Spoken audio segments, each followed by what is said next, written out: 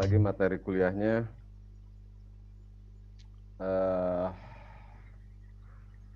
tentang filsafat ya. Kalian mudah-mudahan bisa mencerna secara langsung tentang hal apa yang disebut dengan pengertian filsafat itu sendiri. Terus bahwa materi ini tuh sebenarnya harus masuk ke dalam bagian kemarin sebelum UTS sebenarnya. Jadi ini yang tertinggal satu materi, sehingga ini menjadi materi yang mengawali kita setelah selesai kemarin UTS. Dan mudah-mudahan hasil UTS kemarin puas dan tidak harus diterima ya. Bapak seobjektif mungkin menilai semua satu persatu dalam hal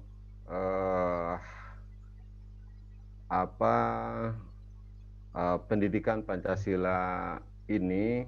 Yang diperlukan adalah bagaimana kita memahami secara utuh keseluruhan yang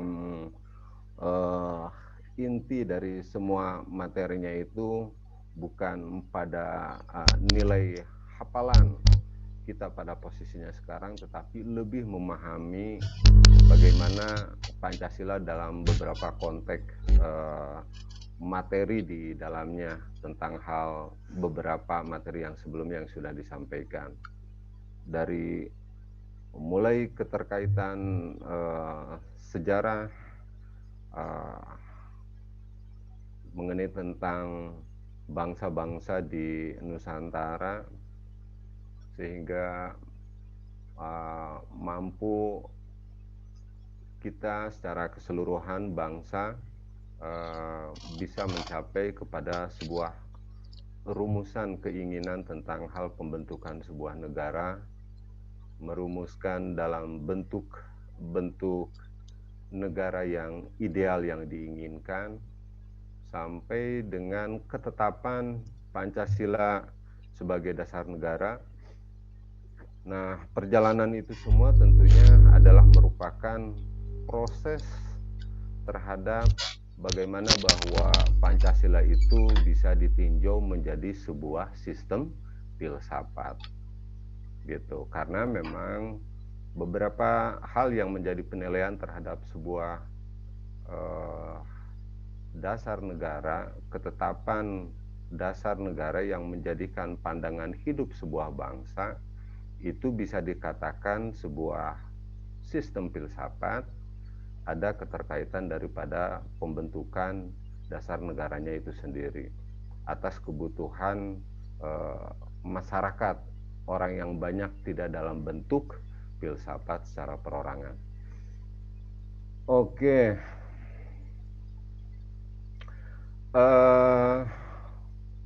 Coba Bapak share screen.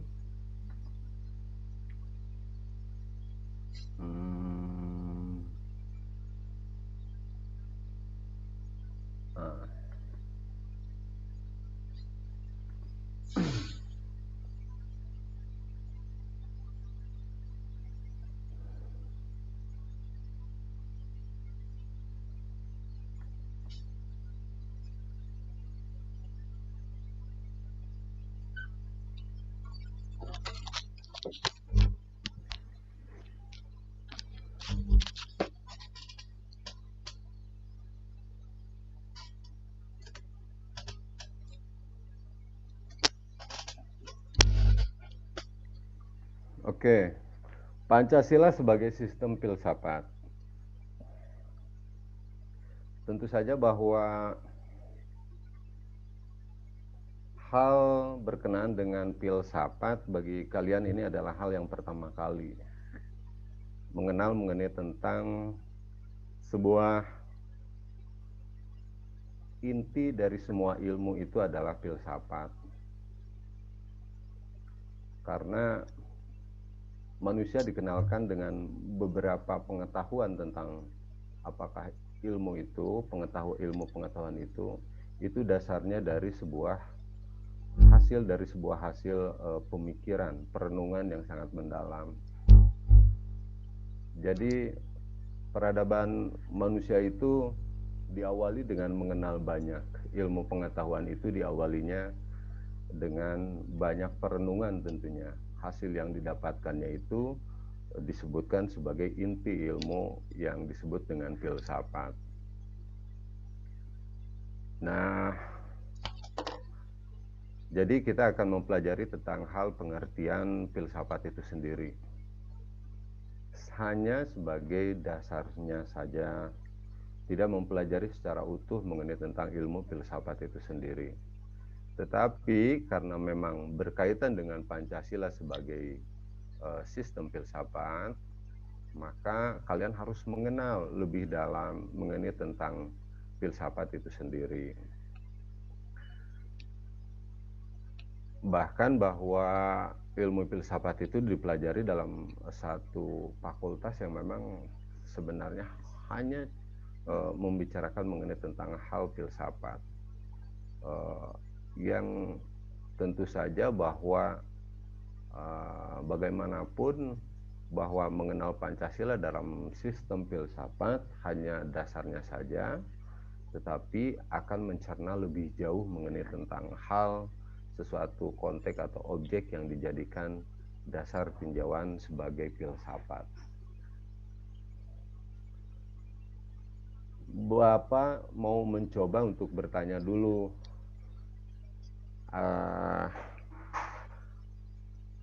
apa yang sudah kalian ketahui tentang sebuah filsafat? Ada nggak yang bisa menjawab tentang hal itu? Ilmu dari segala ilmu, Pak. Nah, oke. Itu satu, itu betul. Ada yang lain? Awal dari ilmu pengetahuan. Wah, betul. Nah, satu lagi, ada yang mau jawab? Benar keduanya itu. Nah, oke ya. Nah, jadi dari dua jawaban yang disampaikan barusan itu mengetengahkan mengenai tentang sebuah hierarki ilmu pengetahuan yang awalnya itu dari sebuah filsafat, gitu ya. Jadi bahwa disebut juga bahwa memang filsafat itu adalah sebagai ibu dari ilmu pengetahuan. Nah, kita menginjak kepada hal yang disebut dengan filsafat dalam pengertiannya, baik secara pengertian istilah atau katanya itu sendiri. Nah, pengertian mengenai tentang filsafat yaitu bahwa filsafat disebutkan sebagai ibu dari ilmu pengetahuan, puncak dari seluruh hierarki ilmu itu sendiri. Nah, filsafat merupakan ilmu yang memang sudah sangat tua dalam pengertian karena memang yang paling pertama menyebutkan sebuah hasil dari perenungan terhadap objek pengetahuan yang disebut ilmu itu adalah filsafat. Jadi ketika membicarakan mengenai tentang filsafat, maka pandangan kita itu akan tertuju jauh ke masa lampau di zaman Yunani kuno, gitu ya. Yang memang pada masa itu semua ilmu itu dinamakan filsafat, gitu. Baik apa yang direnungkan hasil pemikiran dari manusia pada peradaban saat itu semua disebutkan sebagai filsafat. Nah, kata filsafat itu sendiri berasal dari kata philos dan sophia. Philos yang artinya cinta yang sangat mendalam, sophia yang artinya kebijakan atau kearifan. Jadi berbicara mengenai tentang sebuah keyakinan akan tentang sebuah pengetahuan. Jadi jangan ditarik kepada pengertian sempit diambil dari sebuah pengertian secara tekstual dari filsafat itu sendiri, gitu. Nah, kenapa hampir bahwa memang ilmu itu seolah diawali dari perkembangan ilmu itu pada awalnya itu pada zaman di peradaban sebelum Masehi di zaman Yunani kuno. Karena memang pada saat itu mulai terbentuk beberapa dasar sebuah peradaban manusia itu sendiri, di mana di situ sudah bercirikan mengenai tentang sebuah keterikatan kelompok atau di dalam masyarakat yang ingin menunjukkan diri sebagai manusia-manusia yang dapat diatur dalam tertibnya sebuah hubungan interaksi sosial mereka. Nah, tentu saja bahwa pemikiran manusia sampai dengan seperti itu sudah menunjukkan kelebihan keunggulan sebagai manusianya itu sendiri. Nah,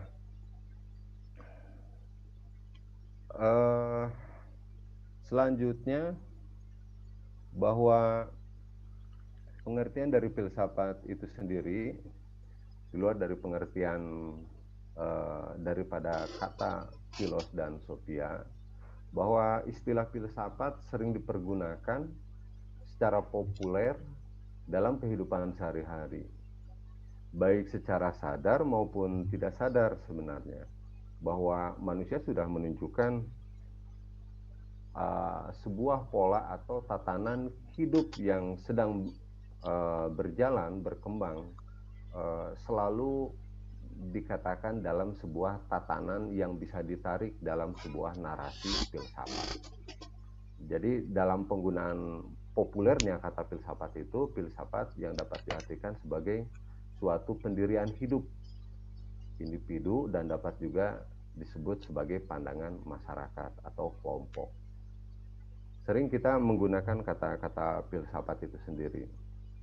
Seperti halnya bahwa kita menyampaikan sebuah satu pernyataan dengan menyebutkan bahwa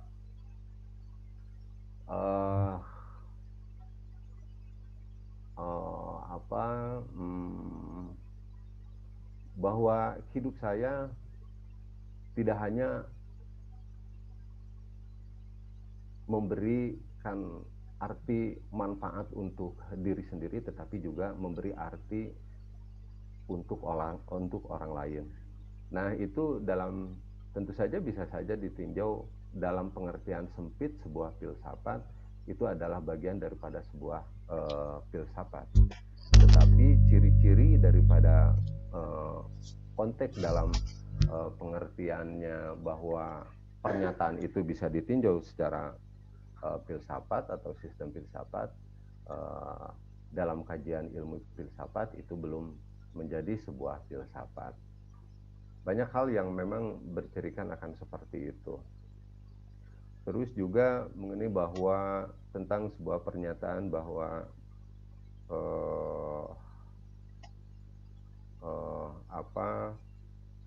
bahwa memberi manfaat untuk orang lain adalah bagaimana kita menjadi seorang yang manusia seutuhnya sebagai bagian daripada makhluk sosial. Nah, menyebutkan berarti makhluk sosial menyebutkan sesuatu di luar daripada konteks objek yang memang tidak ada dalam manusia, tetapi dalam bentuk sebuah narasi itu akan menjadi bagian sebuah pengertian tentang filsafat itu sendiri ditetapkan dalam sebuah pernyataannya. Nah, itu kata-kata atau pernyataan yang bercirikan ada pendalaman atau hasil dari sebuah renungan tentang sebuah konteks dalam kehidupan.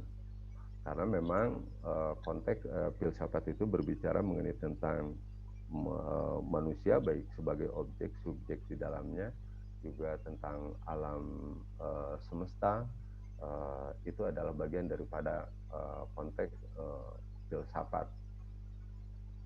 Nah, terus juga dalam pengertian lain tentang pengertian filsafat, masyarakat juga mempunyai filsafat yang bersifat kelompok.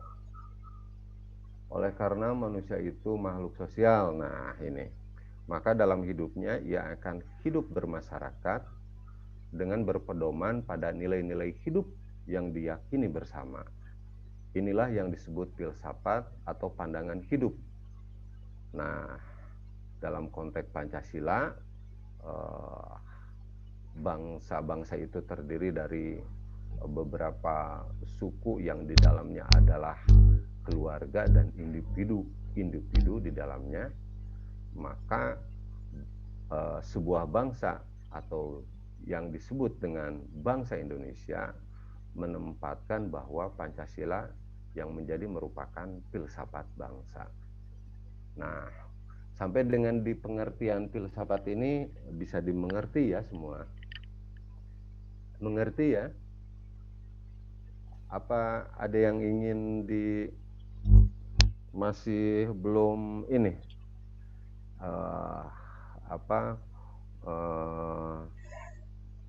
Kita sudah mau tidak mau siap harus berpikir begitu dalam gitu, jauh bisa menggapai dari pencurahan pikiran kita terhadap sebuah filsafat dalam hal pengertiannya gitu. Dalam pengertian filsafat sudah paham ya, tidak sekedar hanya baca ya. Oke.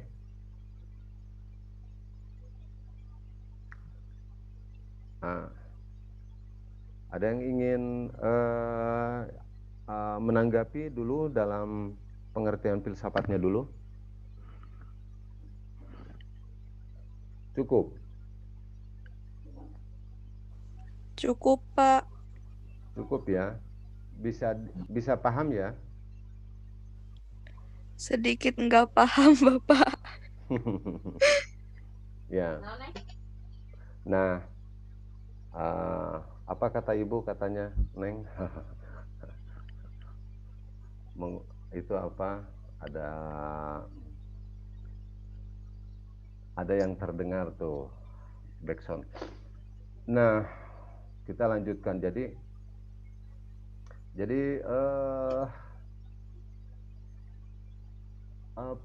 filsafat dari pengertian dasarnya itu terdiri dari dua kata, filos dan sofi, seperti tadi yang digambarkan ya. Terus dalam pengertian secara umumnya bahwa filsafat itu sering juga digunakan dalam istilahnya itu digunakan oleh orang per orang juga dalam bentuk masyarakat. Setelah kita paham ya tentang filsafat itu sendiri. Nah, kita coba untuk sekarang masuk kepada pengertian filsafat secara etimologis, terminologis, dan juga secara historis. Nah ini kalau kita paham dari sana, karena memang ada nanti uraian yang terhubung di dalamnya. Nah, secara etimologis yang seperti tadi itu, gitu kan, yang berasal dari Yunani, yang berarti cinta kebijaksanaan atau cinta kearifan, itu secara etimologis. Terus secara terminologis, filsafat diartikan sebagai ilmu yang membahas hakikat segala sesuatu yang ada. Gitu kan, manusia, alam semesta, dan Tuhan gitu.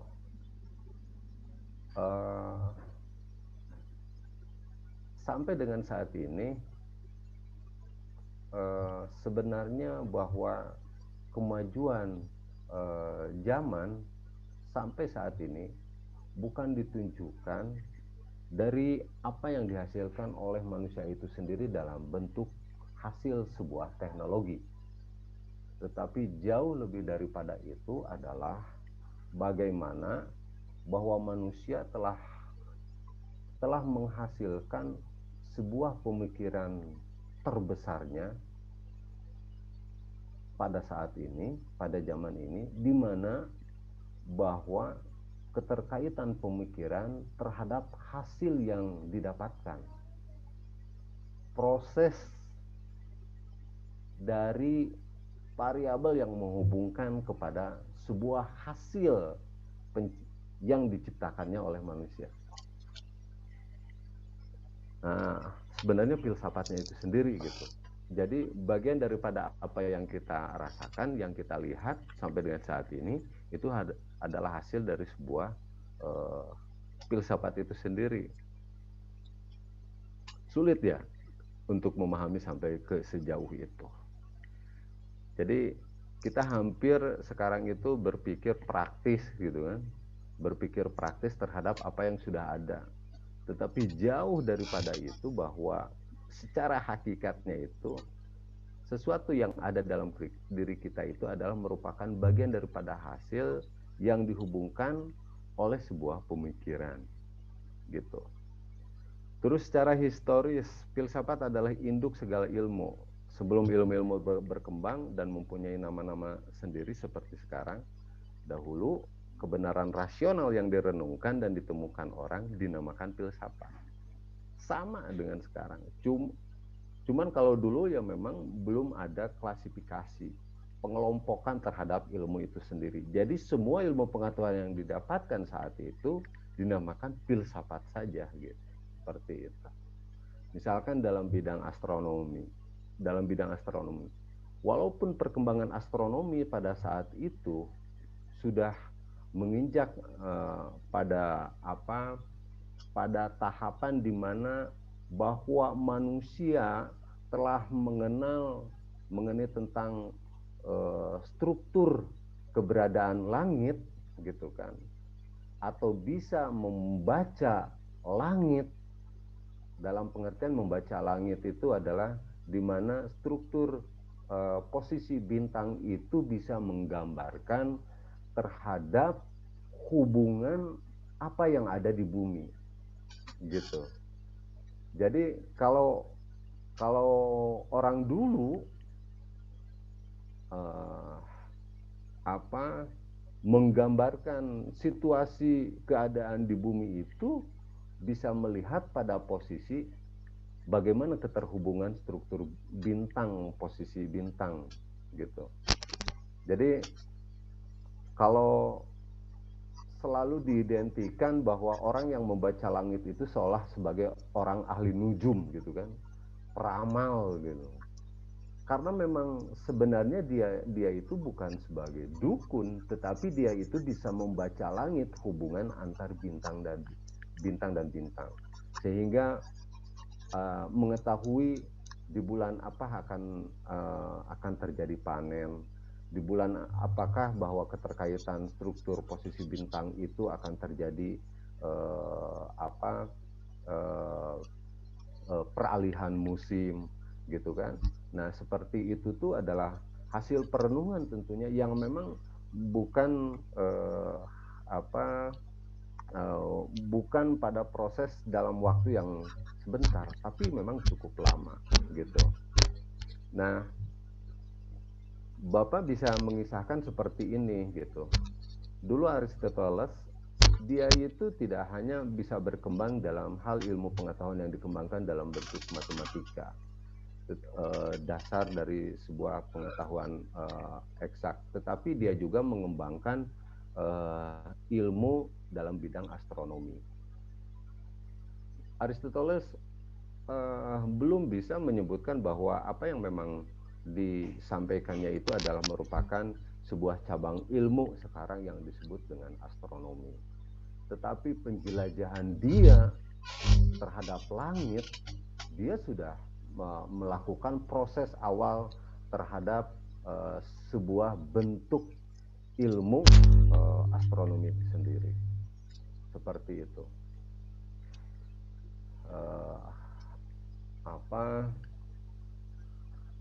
Oke, kita lanjutkan. Pastinya ini akan berkembang terus ya, berbicara mengenai tentang berkutat tidak dalam hal filsafat dasar. Tetapi menarik juga untuk kita kalau berbicara lebih jauh mengenai tentang hal filsafat. Kita lanjutkan saja ya. Objek filsafat itu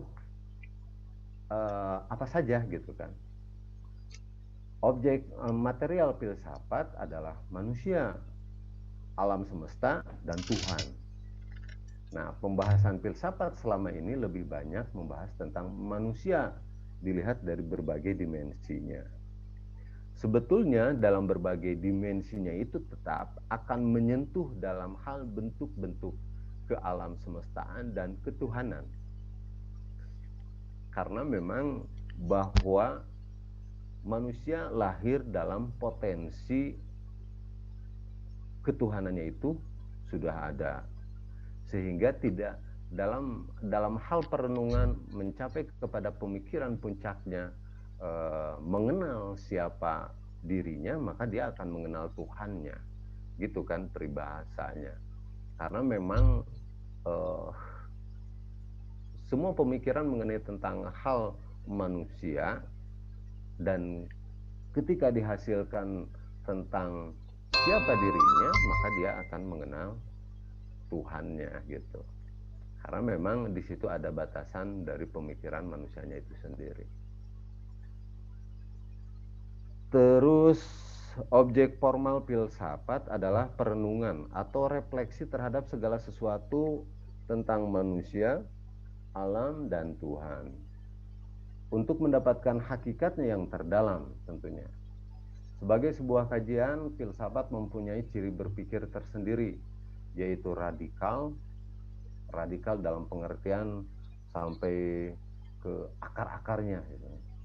Terus sistematis dan universal. Nah, ciri radikal yang merupakan ciri pokok filsafat. Jadi pemikirannya tuh utuh sampai ke akar-akarnya. Sedangkan dua ciri yang lain, sistematis dan universal, juga terdapat pada ilmu-ilmu empiris maupun ilmu agama. Nah, ini yang tetap akan menghubungkan gitu kan, dari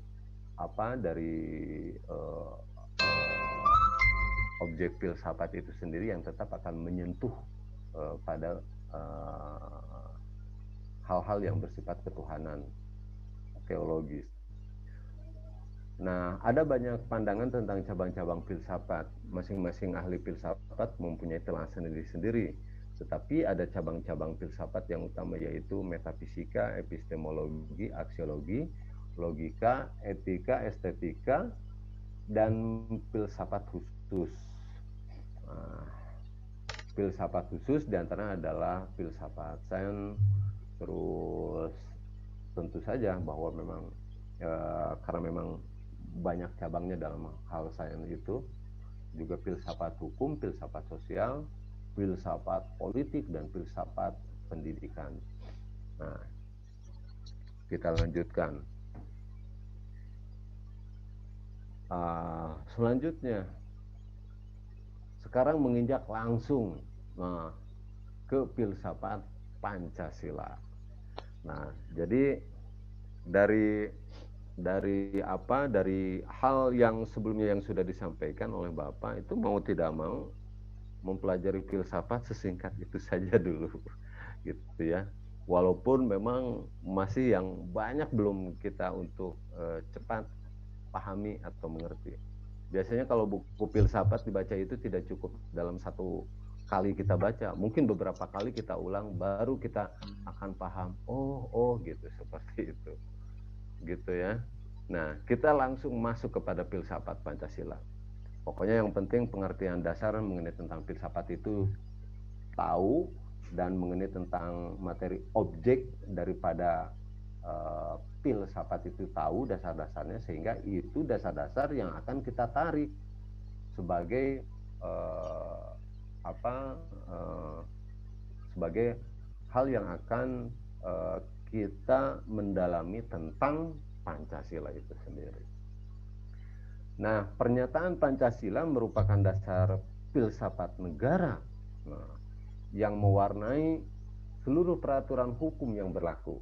Nah, ini adalah pernyataan filsafat yang memenuhi pada unsur filsafat yang berdasarkan watak dan fungsinya. Gitu. Jadi kalau berbicara mengenai tentang sebuah pernyataan, narasi, sebuah Pancasila yang menyebutkan bahwa Pancasila merupakan dasar filsafat negara yang mewarnai seluruh peraturan hukum yang berlaku. Nah, ini maka kita mengenal di situ ada watak dan fungsinya dari sebuah pernyataan yang bisa kita pelajari sebagai sistem filsafat di dalamnya. Gitu.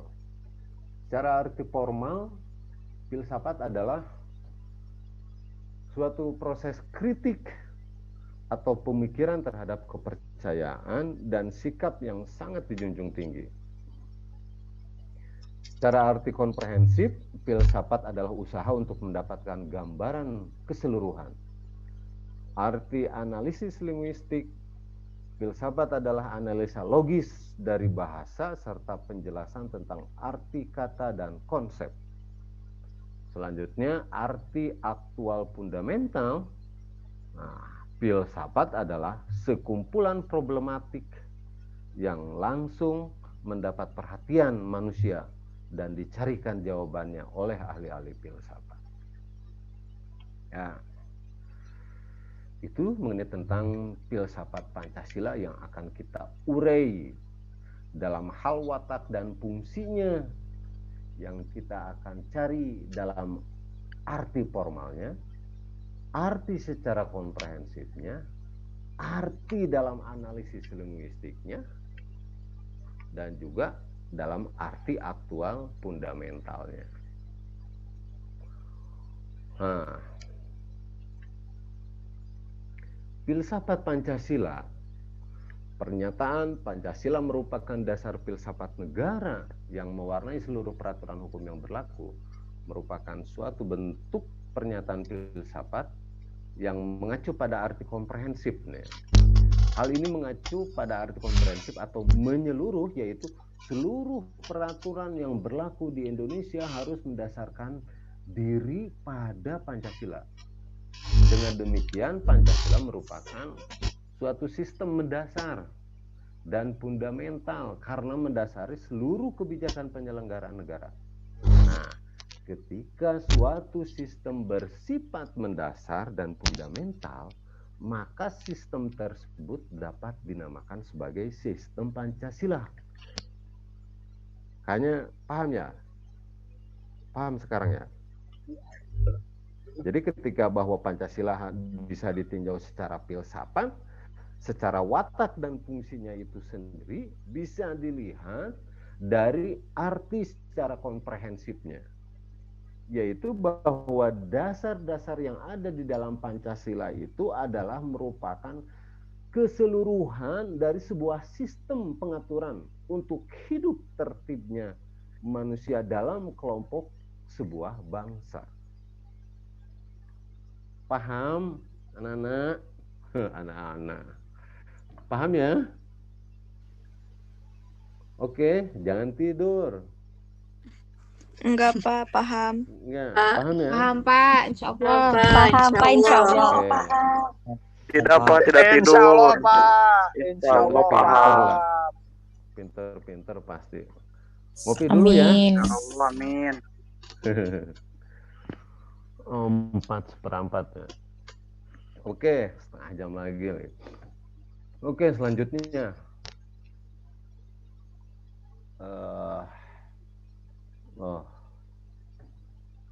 Kok gelap ya?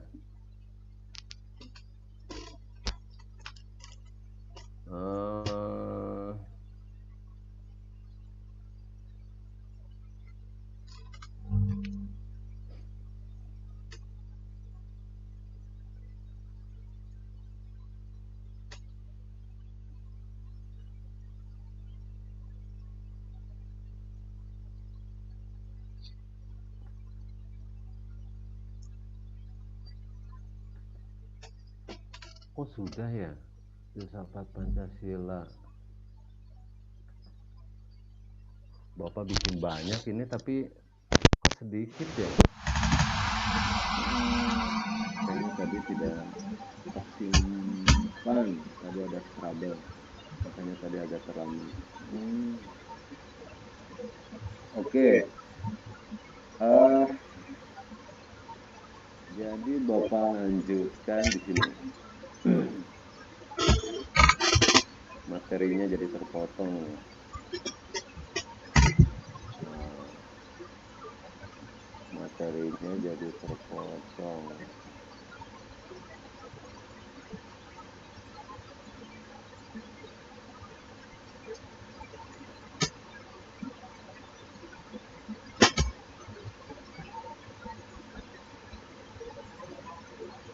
Sebentar. Karena memang ada hal tentang cara berpikir filsafat ini terpotong ya. Oke, kita lanjutkan.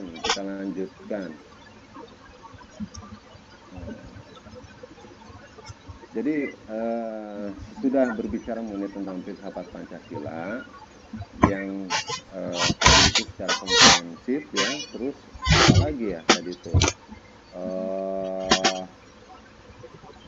Dalam arti formal ya, terus analisis linguistik juga fundamental, aktual fundamental. Nah, dalam pengertian arti formal, jadi filsafat adalah suatu proses kritik atau pemikiran terhadap sebuah bentuk kepercayaan atau sikap yang sangat dijunjung tinggi. Nah, jadi arti formal itu jadi bahwa memang misalkan begini, bahwa Pancasila itu dihasilkan dari sebuah proses kritik di dalamnya, sebuah proses pemikiran di dalamnya terhadap sebuah kepercayaan terhadap tata nilai yang sudah ada, gitu ya, yang sangat dijunjung tinggi dalam sebuah tatanan sosial masyarakat. Sehingga bahwa tatanan sosial masyarakat itu sendiri karena memang dijadikan sebuah pijakan dalam prinsip hidupnya, gitu kan, maka layaklah ditempatkan bahwa memang Pancasila itu ditetapkan menjadi sebuah hasil rumusan untuk dijadikan sebuah dasar negara. Jadi dalam pengertian arti formalnya itu adalah bahwa filsafat itu dihasilkan dalam sebuah proses kritik atau pemikiran, gitu. Jadi bagaimana bahwa memang kita bisa membayangkan proses perumusan Pancasila dalam tahapan rumusan Pancasila yang diselenggarakan dalam rapat-rapat atau sidang-sidang dari BPU PKI saat itu, gitu. Jadi karena memang hampir berkumpul dalam kelompok-kelompok bangsa-bangsa yang ada saat itu, yang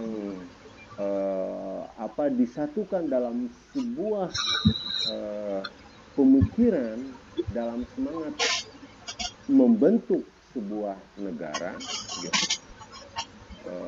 Tentunya ini ada proses hal yang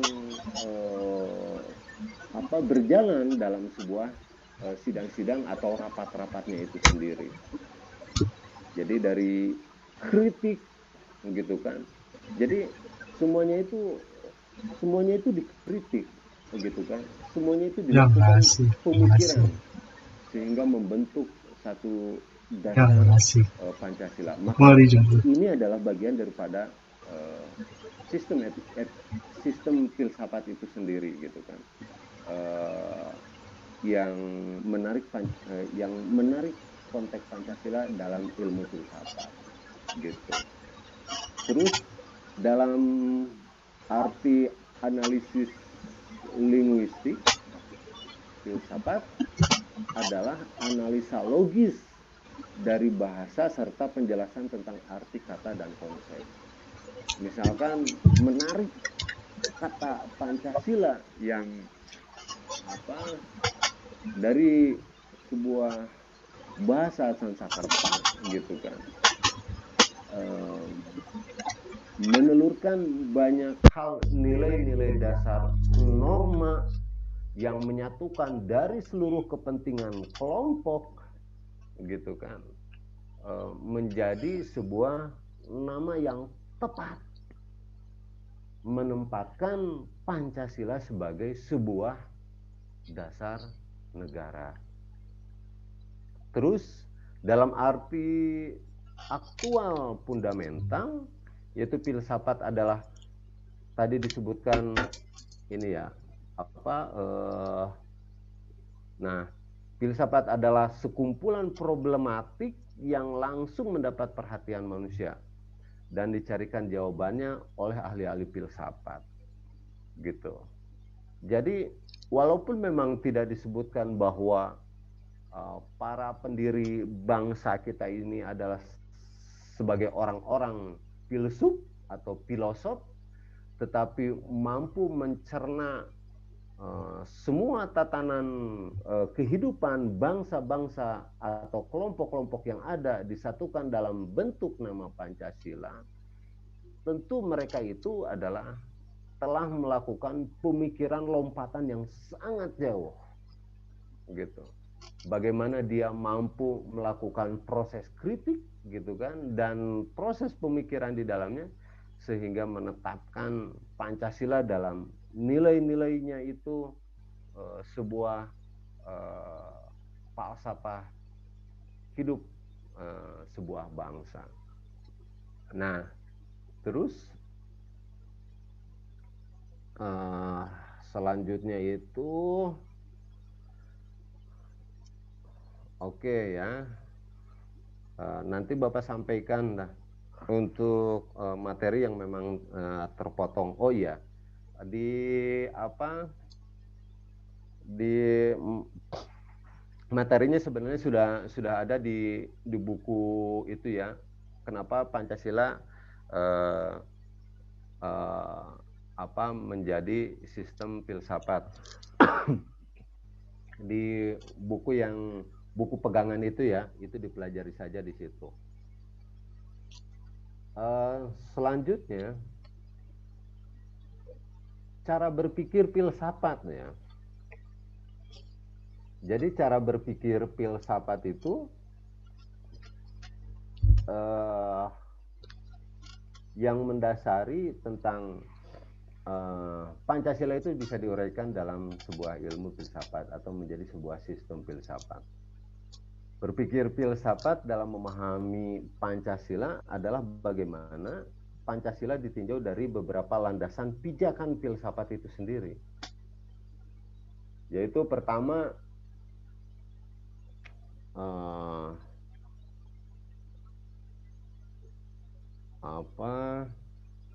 yang pertama itu filsafat Pancasila sebagai genetivius objectivius dan genetivius subjectivius. Nah, ini merupakan istilah bagian daripada cara berpikir filsafat. Terus yang kedua, Pancasila dalam landasan ontologis. Yang ketiga, Pancasila dalam landasan epistemologis. Dan yang keempat adalah Pancasila dalam landasan aksiologis. Nah, tentu saja mengenai tentang hal itu silahkan untuk dibaca. Jangan merasa bahwa ada beberapa materi yang tidak Bapak sampaikan secara eksplisit, terus itu menjadi bagian kuis yang nanti akan tampil ya. Tetapi bahwa materi-materi secara utuh mengenai tentang filsafat Pancasila ini karena memang banyak gitu ya. Coba Bapak penggal saja dalam beberapa ini. Pokoknya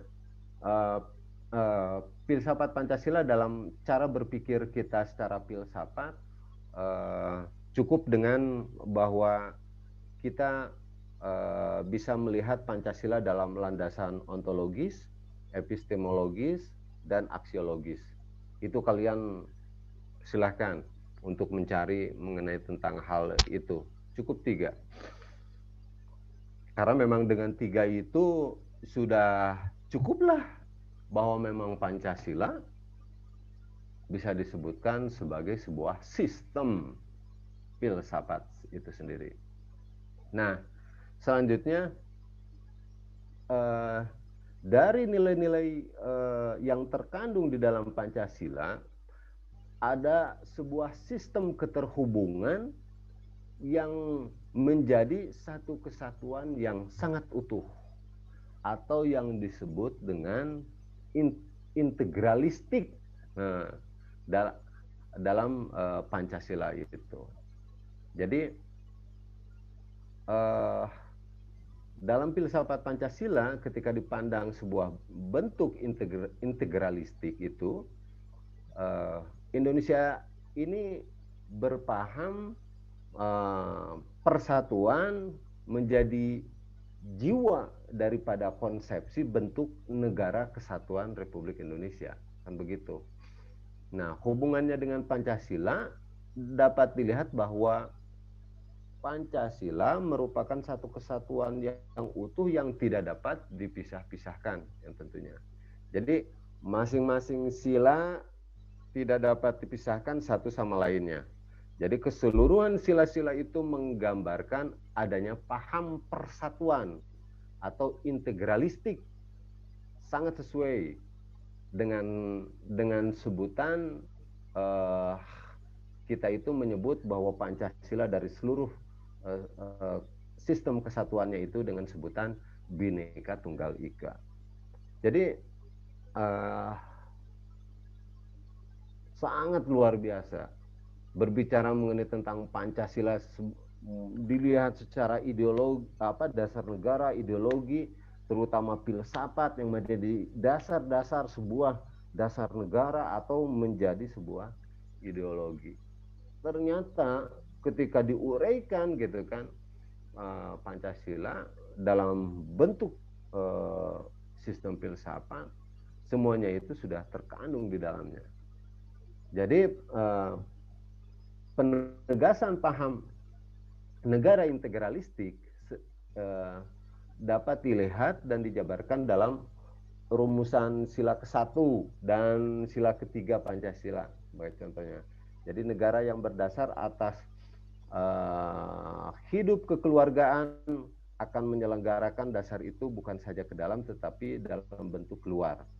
Nah, meskipun ide negara integralistik itu adalah merupakan ide negara kebangsaan atau national state, bukan berarti negara kebangsaan Indonesia dengan segala alasan pandangan tentang nasionalisme sempitnya itu merupakan tindakan yang dapat merendahkan martabat bangsa lain gitu ya, dengan menganggap bahwa bangsa kita atau Indonesia merupakan satu-satunya bangsa yang paling unggul karena memang kita mempunyai sebuah dasar berbangsa gitu kan, bernegara gitu, menganggap bahwa memang kita sebuah bangsa yang superior ketimbang bangsa lain. Tidak seperti itu. Tetapi kebanggaan kita adalah terhadap nilai-nilai keluhuran yang ada di dalam Pancasila itu adalah utuh merupakan bagian daripada bangsa kita sendiri gitu. Apa yang ada hidup dan berkembang dalam bangsa kita sendiri, seperti itu. Jadi kalau tidak memunculkan sebuah nilai nasionalisme yang berlebihan yang disebut chauvinisme gitu kan. Kalau dalam bentuk ideologi misal ideologi fasisme gitu ya. Fasisme seperti Jerman pada saat dulu dikendalikan oleh kelompok politik Nazi yang di bawah pimpinan Hitler itu kan mengedepankan sebuah ideologi tentang fasisme. Dia membangun sebuah nasionalisme yang menjatuhkan nilai martabat dari bangsa lain. Hanya bangsanya dia sendirilah yang paling unggul gitu kan. Nah, Sehingga memang kita kan tidak bercirikan seperti mereka, di mana bahwa fasisme itu punya kemampuan tidak hanya merendahkan sebuah bangsa lain, tetapi sanggup untuk bisa menjajah dan melakukan genosida gitu kan terhadap kaum lain gitu kan, yang pada sejarah Nazi itu mereka itu genocide terhadap kaum Yahudi saat itu kan, mereka hampir mereka cari dan kejar untuk dibinasakan, untuk ditiadakan gitu kan kaum Yahudi saat itu. Tetapi Pancasila tidak memunculkan itu dalam pengertian sebuah bangsa yang telah yang mempunyai dasar terhadap nilai-nilai kebangsaannya yang Indonesia itu dengan Pancasila, tetapi lebih utuh mengedepankan mengenai tentang bahwa kita hidup dalam dalam nilai-nilai yang sudah ada normatif realistik di kehidupan kita sendiri bangsa Indonesia. Terus selanjutnya tentu saja berbicara mengenai tentang proses pencapaian terhadap perumusan Pancasila itu, proses sejarah itu dalam hal perumusan Pancasila itu adalah sumber-sumber historis di dalamnya sebagai sistem filsafat. Tadi disebutkan bahwa memang filsafat itu dalam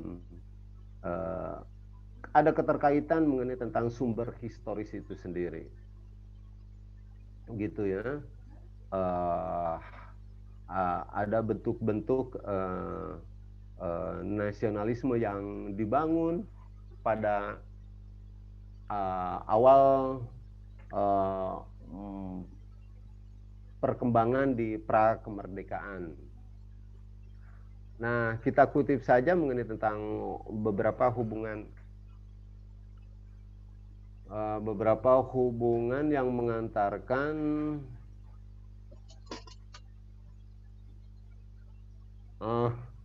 maaf. Oh ya.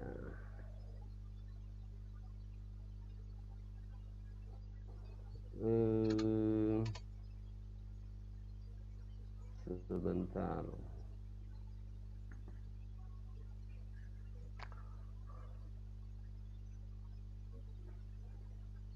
Kalau sampai di sini ada pertanyaan? Bapak kalau udah bicara sepertinya terus saja gitu. Jadi mencari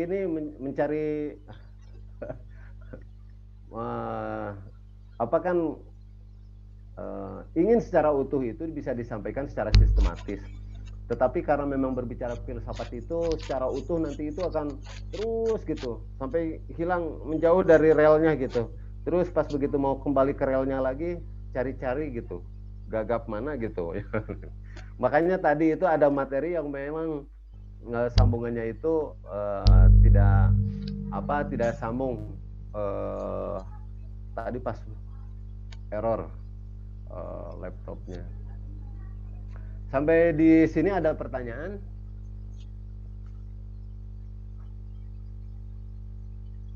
Ada pertanyaan? Tidak ada, Pak.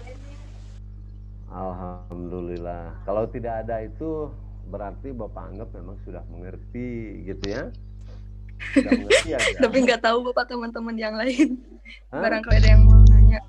Tapi nggak tahu teman-teman yang lain barangkali ada yang mau nanya. Tapi Bapak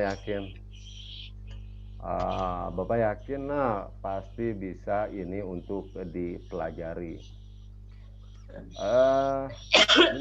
Berpikir kritis itu memang kita harus bisa mampu mengurai suatu objek, konteks dari sebuah permasalahan itu ditarik dalam ilmu filsafat.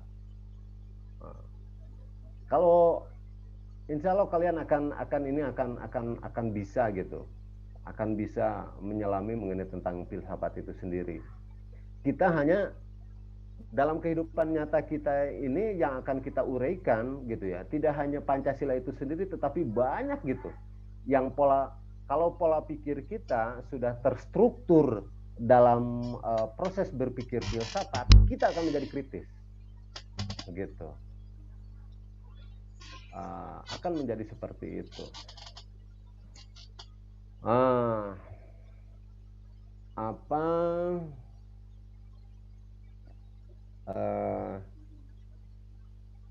Oke. Kalau Bapak lanjutkan lagi, oke. Mengurai dari ini ya.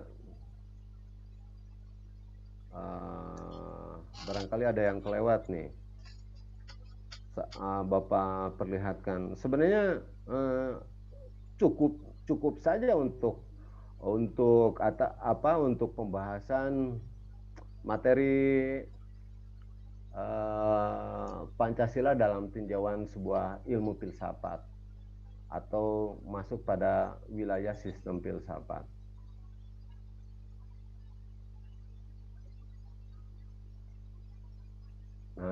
Nanti ini dipelajari saja di sini ya, di pendidikan Pancasila gitu, di pendidikan Pancasila untuk perguruan tinggi itu kan di bab 5 kalau tidak salah, di bab 5 itu diketengahkan tentang yang diawali dengan pertanyaan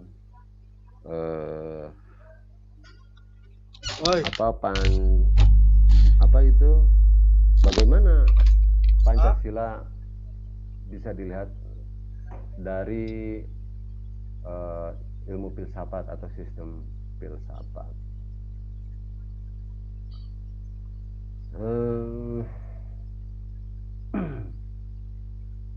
Senangnya sih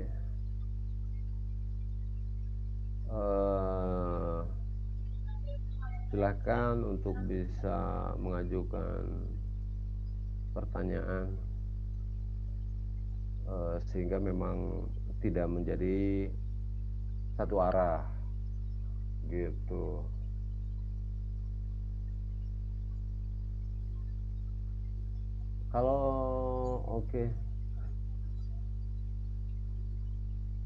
Kalau Bapak menyampaikan langsung dalam ini dalam screen seperti ini tuh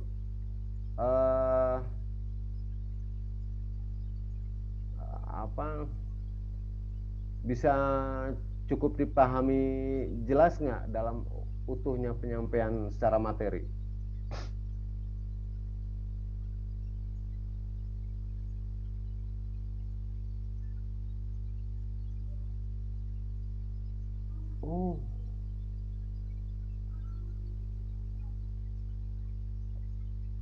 Harusnya tadi tuh begini ya.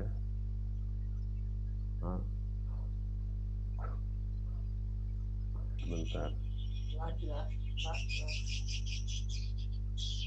Jelas ya.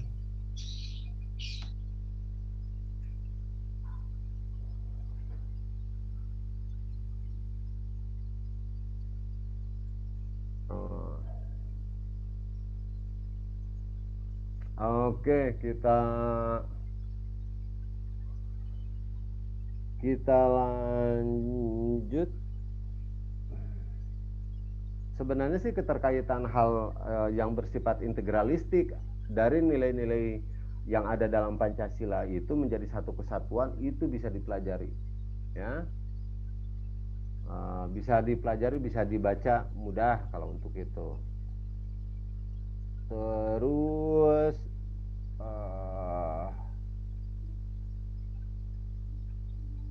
Bapak kira cukup selesai dalam hal penyampaian materi ini, bahwa memang Pancasila bisa ditinjau dalam sebuah sistem filsafat gitu.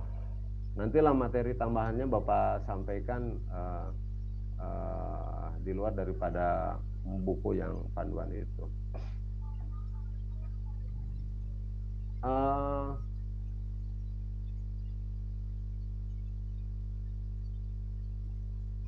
takut ada yang kelewat ya.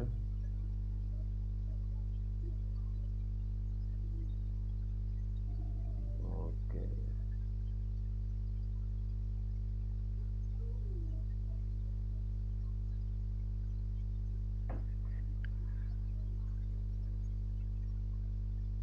Dalam filsafat secara pengertian sudah bisa dipahami ya. Jadi kalau menjawab pertanyaan pengertian mengenai tentang filsafat itu memang harus digambarkan dalam pemikiran kita yang memang betul paham gitu ya, memahaminya gitu secara utuh itu. Jadi kalau nanti muncul pertanyaan dalam bentuk tes itu, misalkan tolong jelaskan filsafat dalam pengertian terminologis gitu ya. Jadi tidak utuh copy paste ya, tetapi lebih jauh harus bisa mengartikan gitu.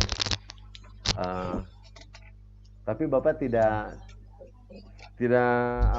menyinggung hal mengenai UTS kemarin, rasanya lebih banyak tekstual gitu ya, gitu. Jawabannya itu kayak Bapak tuh satu-satu ya dibaca, tetapi seolah baca buku gitu. Yang karena memang jadi kalau secara konteks itu kita sudah paham, maka yang akan kita sampaikan sebagai jawaban itu adalah nalar kita. Gitu. Jadi kalau yang disampaikan itu dalam bentuk secara tekstual gitu, Bapak belum mampu melihat kemampuan untuk bisa memahami gitu kan. Itu gitu kan secara utuh. Tetapi apapun itu, bahwa jawaban-jawaban dari soal yang disampaikan koheren gitu. Intinya tepat yang karena memang mempelajari ilmu sosial itu dalam pengertian etimologi, terminologi gitu kan, itu seperti kita mengenal dalam bentuk hafalan, tetapi sebetulnya adalah pemahaman kita untuk membuat sebuah nalar. Gitu, seperti itu. Ada pertanyaan? Bapak mau nanya. Boleh. Kan di buku ada arti filsafat kayak gitu, tapi kayak yang beda-beda, kayak yang dari pribadi gitu. Kayak yang ini contohnya, sebagai seorang pedagang, filsafat saya adalah apa sih? Tadi teman. Filsafat saya adalah meraih keuntungan sebanyak-banyaknya. Nah, itu teh filsafat dari masing-masing orang itu berbeda atau gimana ya, Bapak? Oke, Bapak jelaskan. Bapak jelaskan ya. Jadi dari buku itu, makanya ini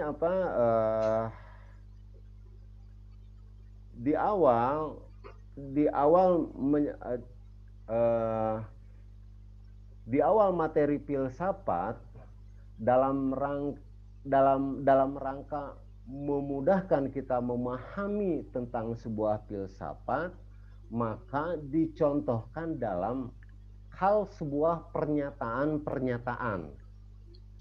gitu ya. Nah, tadi yang disebutkan itu, Bapak suaranya putus-putus. Putus-putus? Iya, Pak, putus-putus. Sekarang gimana? Enggak ya? Oke ya. 1, 2, 3, 3, 2, 1. Oke ya. Bagus, Pak. Ya, mantap, Pak. Oke. Berarti mudah-mudahan ini menjadi sebuah pertanyaan bersama ya. Nah, ini bagus pertanyaan. gitu. Jadi dalam rangka untuk bisa mengenal lebih jauh mengenai tentang sebuah filsafat, dalam pengantar ilmunya itu akan disampaikan dalam bentuk contoh pernyataan-pernyataan, gitu ya. Nah, tadi yang disampaikan itu adalah sebuah pernyataan seseorang yang menyebutkan bahwa apa yang dia sampaikannya itu adalah seperti sebagai filsafat dalam pengertian sederhananya. Kan gitu. Yang tadi kalau Bapak itu contohkan itu, misalkan kalau Bapak itu memberikan contoh yaitu tentang saya hidup tidak hanya untuk memberi arti manfaat bagi diri tetapi bagi orang lain, gitu kan. Itu bisa dalam pengertian kecil dalam filsafat itu sudah bisa. Tetapi yang sebenarnya sebuah filsafat itu banyak ditinjau dari beberapa sisi, gitu. Kalau mau ditinjau secara filsafat, yaitu tadi apa? Dari arti formal, komprehensif, terus dari sisi bahasa, linguistik, terus dari sisi satu lagi itu fundamental, ya. Jadi kalau kata pedagang, kalau orang awam, katakanlah bahwa pedagang itu adalah sebagai orang yang awam terhadap filsafat, tetapi kata filsafat itu dia ketahui gitu.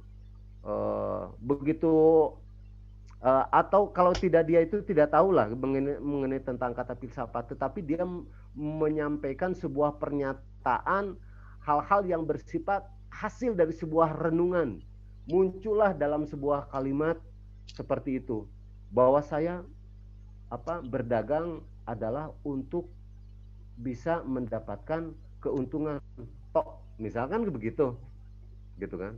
Sebagai pedagang tidak ada tujuan lain kecuali mendapatkan sebuah keuntungan yang sebesar-besarnya, gitu kan. Nah, kalau kata orang yang mengerti, dia anggap, si Mang hebat juga ya, bisa berkata-kata filsafat. Nah, itu sederhananya seperti itu. Paham nggak? Paham? Paham tuh? Iya. Nah, seperti itu ya. Jadi seperti itu. Terus juga ada yang orang awam yang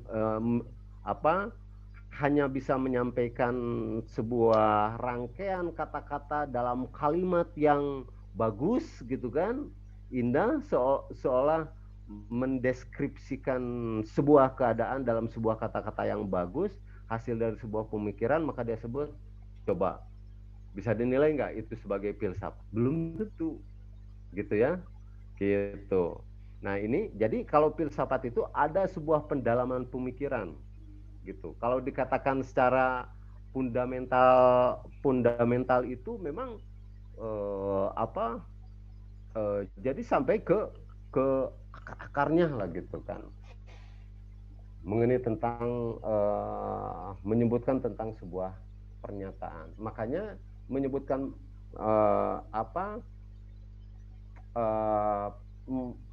selanjutnya setelah pengertian mengenai tentang filsafat Pancasila ini bisa kita ketahui, maka selanjutnya adalah bagaimana mengenal bahwa Pancasila sebagai bagian daripada sistem filsafat disampaikan juga dalam sebuah pernyataan. Betul tidak? Pernyataannya itu adalah bagaimana bahwa memang Pancasila itu dijadikan sebuah pandangan hidup sebuah bangsa. Kan gitu. Itu kan sebuah hal uraian mengenai tentang filsafat. Ketika orang mendengar mengenai tentang pernyataan bahwa Pancasila itu sebagai pandangan hidup, maka ketika kita gali dalam penggalian dasar ilmu filsafat tadi itu, gitu kan,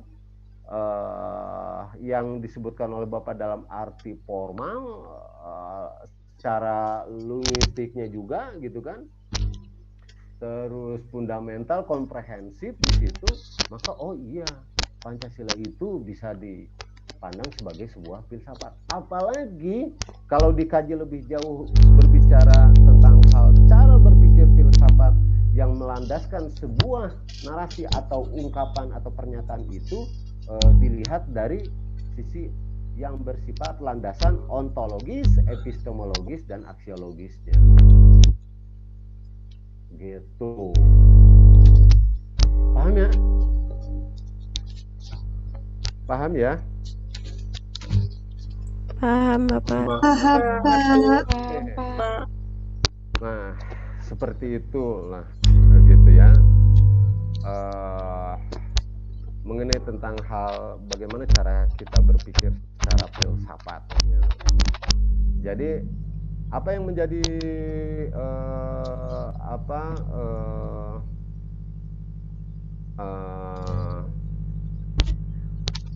bahwa kita bisa mampu untuk bisa mempelajari secara filsafat itu ya.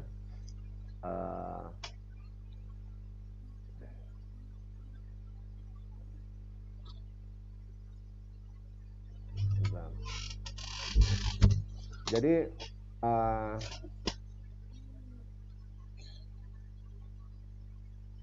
kenapa harus memahami Pancasila sampai lebih jauh mengenal dalam sebuah landasan filsafat?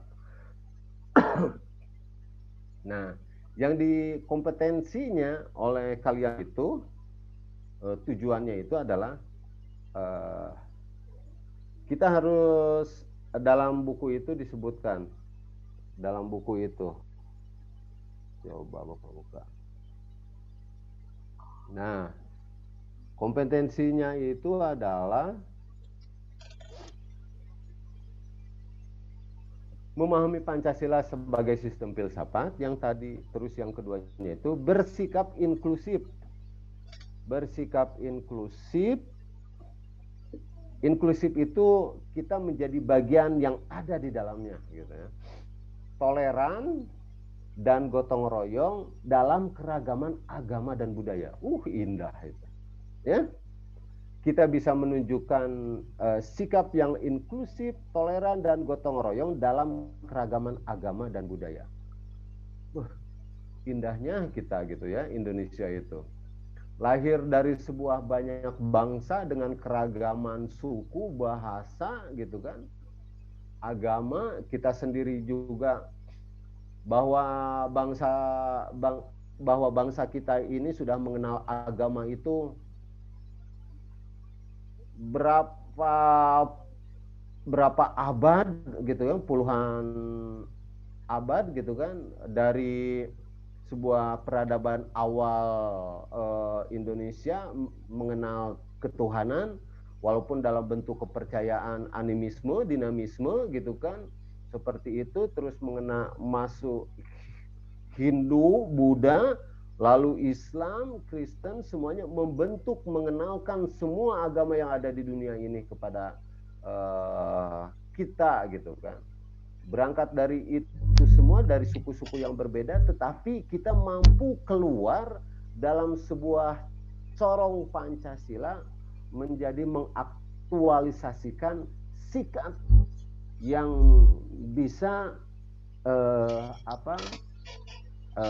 muncul saling toleran di dalamnya gitu.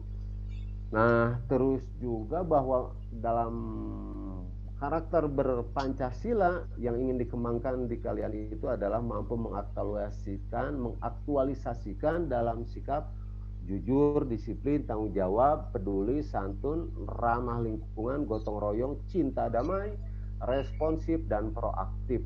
Bertanggung jawab atas keputusan yang diambil berdasar prinsip musyawarah, memahami dan menganalisis hakikat sila-sila Pancasila, serta mengaktualisasikan nilai-nilai yang terkandung di dalamnya sebagai paradigma berpikir, bersikap, berperilaku, mengelola hasil kerja individu dan kelompok menjadi suatu gagasan tentang Pancasila yang hidup dalam tata kehidupan di kita Indonesia. Itu akhir dari seluruh rangkaian materinya. Oke, untuk saat ini cukup sampai di sini ya untuk materi Pancasila dalam sistem etika. Dalam sistem filsafat, Pancasila dalam sistem filsafat. Bapak harap bisa dipelajari lagi dari buku-buku yang sudah ada. Mudah-mudahan apa yang Bapak sampaikan bisa dipahami, bisa cukup dimengerti untuk pengantar mengenal filsafat dan Pancasila ditinjau dari sistem filsafat. Oke, terima kasih untuk semuanya ya. Sampai di sini dulu untuk materi kita kali ini. Assalamualaikum warahmatullahi wabarakatuh. Waalaikumsalam. Waalaikumsalam warahmatullahi wabarakatuh. Makasih Bapak. Terima kasih Pak. Terima kasih Pak. Oke, sama-sama.